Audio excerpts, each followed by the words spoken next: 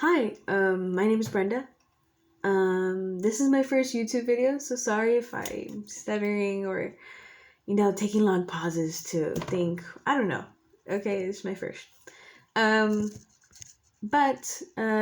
being my first YouTube video, I wanted to talk about elements of crime.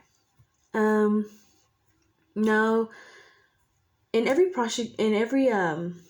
criminal case, the prosecution they must prove beyond a reasonable doubt that there is corpus delicti. I think I'm saying that right. Not really. I don't think so. But it's a Latin phrase which means elements of crime. There are 5 of them. The first one being Actus Reus, which is the guilty act. Actus Reus it occurs only after a voluntary act that results in criminal harm. There are different types of guilty acts. Most crimes have a voluntary act as Actus Reus, but there are some that can have no voluntary act. Even like, for example, doing your taxes. You have to do your taxes, but you don't do them. Even though you have to do it, that's still committing a crime there. You're not doing your taxes. Or you're not paying your taxes. So that's a sort of Actus Reus. Even though you know that you have to do it, you don't do it. Second one being mens rea, which is criminal intent. Mens rea is Latin for guilty mind. So despite its importance, guilty intent is difficult to define because it's basically referring to the state of mind. And some statutes require only general intent, but others specify the existence of specific intent. Crimes differ with respect to the mental state of those who are being prosecuted. Because for example, theft. They have to.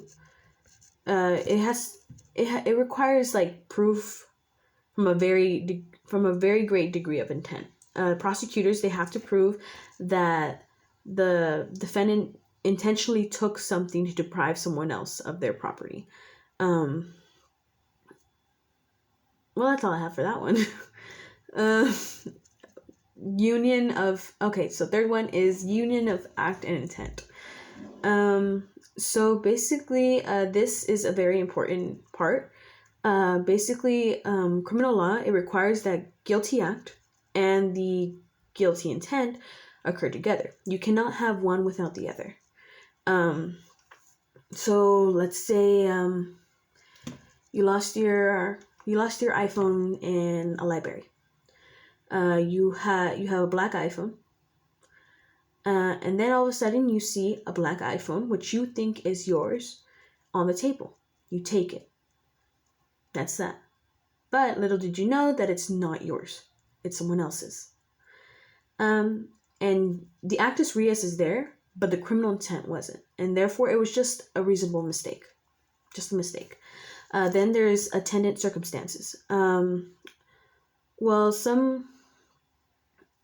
attendant circumstances, it may also be used to define the level of degree of crime.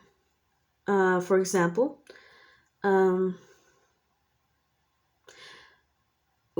let's say theft again. You're in a state that requires that less than $500 is considered a misdemeanor, while more than $500 is considered a felony. Now, the amount stolen is the attendant circumstance. Then there's result. Result basically acts as a critical part defining the crime. Like between homicide and battery. It all depends whether the victim died or lived. Whether you are accused of one or the other, it all depends on the outcome.